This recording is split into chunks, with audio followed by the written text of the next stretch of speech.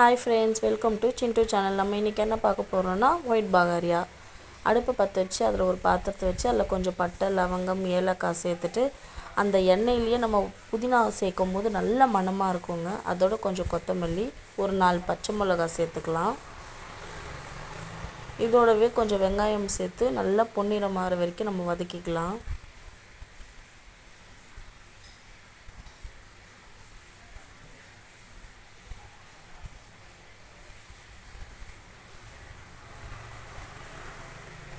இதோடு 2 table spoon இஞ்சி பூண்டு சேர்த்து நம்ம நல்லா வதக்கிக்கலாங்க.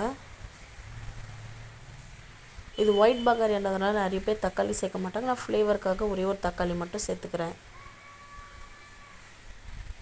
இதோட கொஞ்சம் உப்பு சேர்த்து இதோட கொஞ்சம் தயிரும் நம்ம சேர்த்துக்கலாம். தயிர் சேர்க்கும் போது சாப்பாடு நல்லா சாஃப்டாக வருங்க.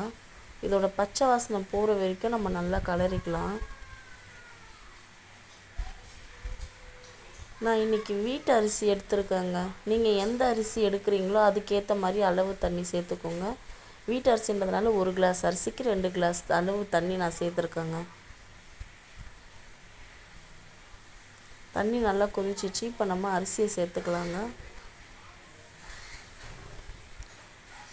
எப்போவுமே உப்பு காரம் பார்க்குறதா இருந்தால் நீங்கள் அரிசியை சேர்த்ததுக்கப்புறம் உப்பு காரம் பாருங்கள். அப்போ தான் கரெக்டாக நமக்கு அது தெரியும்.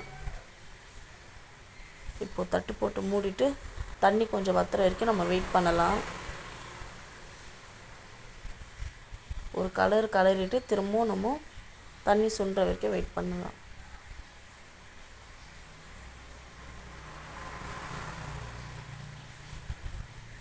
சைடு டிஷ்ஷாக இன்றைக்கி நான் மீன் தாங்க பிள்ளைங்களுக்கு பொரிச்சு கொடுத்தேன். அதோடு கொஞ்சம் வெளியில் போயிட்டு வரவே டைம் ஆகிடுச்சுங்க. அதனால் அவசரமாக செஞ்சேன். தண்ணி நல்லா வலிச்சிச்சிங்க. நம்ம சிம்மில் வச்சிடலாம். அடுப்பை கொஞ்சம் ஸ்லோ பண்ணிக்கிட்டு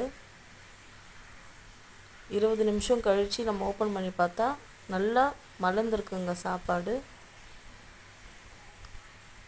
நீங்கள் ஒரு வாட்டி ட்ரை பண்ணி பாருங்கள்.